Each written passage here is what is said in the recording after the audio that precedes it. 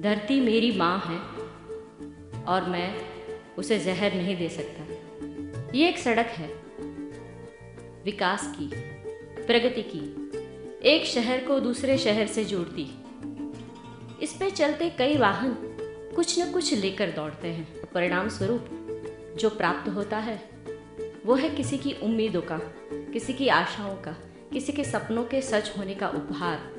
आनंद जिले के नादानिया धरा गांव में अपना नंदनवन बसाने वाले नरेश भाई ने सजीव खेती से सही मायने में अपनी चारों ओर नंदनवन का निर्माण किया है।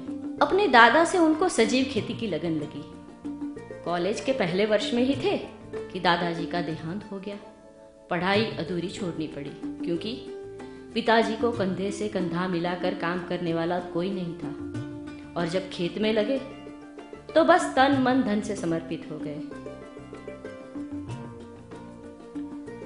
अपनी 15 एकड़ की जमीन में वे इतना सारा उगा लेते हैं कि मानो वे सजीव खेती के लिए एक मिसाल बन चुके हैं। उनके खेतों में गेहूं भी है और धनिया भी, पत्तरवेलिया भी है, आलू भी है और शक्करिया भी। बीट, मेथी, पालक, पुदीना, रायडा, ये सब तो ऐसे लहराते हैं जैसे एक आनंद में झूमता गाता हुआ संयुक्त परिवार ही ना हो। 4.5 बीघा जमीन में उन्होंने अपने किस्म का एक खास संसार बसाया है। यहाँ फसल के साथ चिड़िया, गिलहरी और अन्य कई पशु पंखी घर के सदस्य की तरह उनके साथ रहते हैं। यह है उनका खेत। अपनी सजीव कृषि में वे कैसे हर चीज को सोने में तब्दील कर लेते हैं, ये तो वे खुद ही बताएंगे। हमारा परिवार है, जॉइंट फैमिली है और 13 जन का हमारा कुटुंब है, 13 व्यक्ति है हम।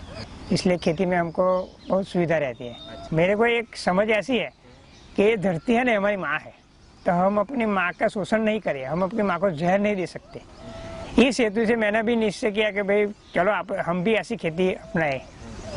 जमीन तैयार करना, बीज तैयार करना, अपना कंपोस्ट भी खुद बनाना और अपना कीटनाशक भी, ये सब कुछ यूं ही चुटकी बजाते नहीं हो जाता।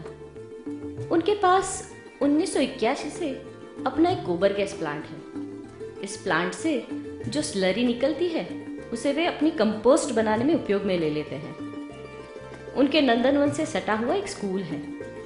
स्कूल के बच्चों की मदद से वे स्कूल का कचरा, पत्ते अपने खेतों में डलवाते हैं और खुद के खेत से इकट्ठे किए गए पत्ते, गोबर, ये सब मिलाकर एक विशेष फॉर्मूला की कंपोस्ट तैयार करते हैं। जो गौमूत्र में जैसा पाक हो, देखो अभी गेहूँ लगाए है तो गेहूँ में ज़्यादातर उधई का थोड़ा प्रश्न होता है, तो इस समय में जो आंकड़ा आता है, आंकड़े की माला हनुमान जी को चढ़ती, तो आंकड़े का वो छोटा छोटा पीस करके फिर गौमूत्र में को सड़ाता हूँ। फिर एक वीक के बाद उसको वो पानी में वो देता हूँ। मैं करीबन 1 बीघे में 70 लीटर तक देता हूँ। अच्छी फसल हो और वो भी सजीव कृषि से, तो कीट तो आएंगे ही। इनसे बचने के लिए उन्होंने अपना कीटनाशक खुद बनाया है। जो लिमड़ा का जो पान है तो 4 किलो पान लेना है और 1 किलो का सीताफड़ी पक पान, उसको पीस के फिर उसका जो रस निकाल कर नीम के टीम के साथ स्प्रे करता है। सजीव कृषि के लिए नरेश भाई पशुपालन को अत्यंत आवश्यक मानते हैं। सजीव कृषि शुरू की तब कई कठिनाइयां आई थी इस घर के ऊपर, पर घर के सभी लोगों का सहयोग होने के कारण एक ही साल में वे तमाम समस्याओं से मुक्त हो गए। सक्करिया खुदवाना, बटाका कूदवाना, પછી બીટ કૂદવાના, એ રીતે અમે મજૂરી કરવા લાગી, અમને મહેનત કરવા લાગી, મદદરૂપ થઈ। જે આ છોકરાઓ કામે લાગ્યા, એમને પણ લાગ્યું કે ભાઈ આ કરવા જેવું છે, એટલે ધીરે ધીરે અમે આના તરફ વર્યા। જે કંઈ પાક અમે કરીએ છીએ, શાકભાજી કે અનાજ, એની જે તત્વ છે, એની જે મીઠાશ છે, એ ખૂબ મીઠાશ સારી છે। મને પોતાને એવું લાગે છે કે ધીરે ધીરે બીજા ખેડૂતો પણ આ તરફ વરસે અમે બધી શાકભાજીમાં બધી અમે મદદ કરીએ છીએ હમણાં સજીવ ખેતીમાં. પપ્પા સજીવ ખેતી કરે છે એમાં હું મદદ કરવા લાગુ છું. 5 વાગે આવીને શાકભાજી હરખું કરવા લાગુ છું. મને સજીવ ખેતી ગમે છે કરવાની.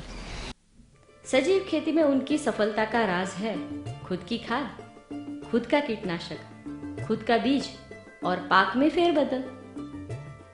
उनके खेतों में आए परिवर्तन के बारे में बताते हुए वे कहते हैं, पहले जब मैं जमीन में जो बिना चप्पल के घूम नहीं सकता था, मेरे को कंकर लगते ऐसा लगता था। अभी तो देखो जो मेरी मिट्टी है ना वो ऐसे ऐसे एकदम हो जाती है भरभरी। और उत्पादन जो लोग केमिकल डालते हैं उससे मेरा उत्पादन दोहरा हो गया है। जब उनके खेतों में पुदीना ज्यादा हो गया और मार्केट में भाव गिर गया तो उन्होंने उसे सुखाकर पाउडर में तब्दील कर दिया। मेथी को भी वे इसी तरह से बेचते हैं।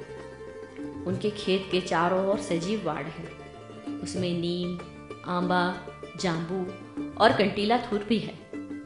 दूसरे किसान केमिकल वाली दवाई स्प्रे करते हैं, उसे ये वार्ड किसी तरह से रोक लेती है। उन्होंने कई किसानों को प्रेरित किया है और कई जगह वे अपने अनुभव कहने के लिए भी आमंत्रित किए जाते हैं।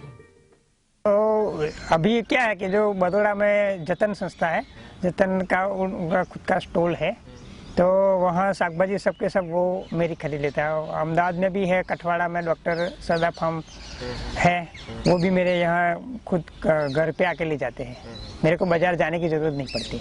वो जो मेरे को अगले दिन लिखवा देता है फ़ोन से कि भाई इतना इतना उतारना है, और फिर वो सब हम सब घर के मिलकर काट के घर पे लाते हैं, उसको ग्रेडेशन करते हैं, फिर साफ सफाई करके पैकिंग करते हैं। नरेश भाई को कई अवार्ड मिले हैं, उसमें सबसे ज्यादा मूल्यवान है मूल्यवर्धन के लिए मिला हुआ अवार्ड। अपने गेहूं की लहराती फसल के बीच खड़े नरेश भाई को किसी बात से शिकायत नहीं, बड़े खुश हैं वे। मैं तो ऐसा कहता हूँ जो मैं कर रहा हूँ खेती, ऐसी सभी लोग खेती करें।